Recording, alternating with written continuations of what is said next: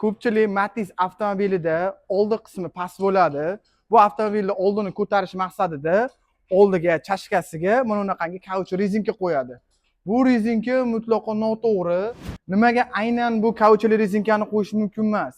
Sababi bu chashkaga qo'yilgan rezinka kuzovni arasida qolib ketib, tepa qismidan qotirilganda gaykasi umuman qisqani bilinmaydi.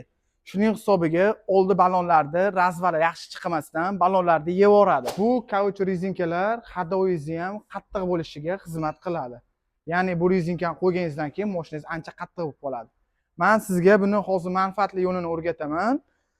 Mana o'zini chashkalari, yangi chashkalari, o'zini amorzatorlariga Tiko chashka, Matizning o'zini chashkasi bilan birga bir bo'ladi. Mana o'zlaring ko'rishlaring mumkin. Hech qanday farqi yo'q.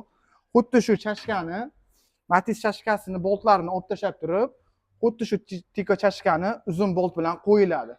Ha bu kuzovga bemalol borib yopishganligini hisobiga, gaykalar bemalol qotganligini hisobiga sizning avtomobilingizda hech qanday ziyon yetmaydi va avtomobilingiz yumshoq bo'lib yuradi.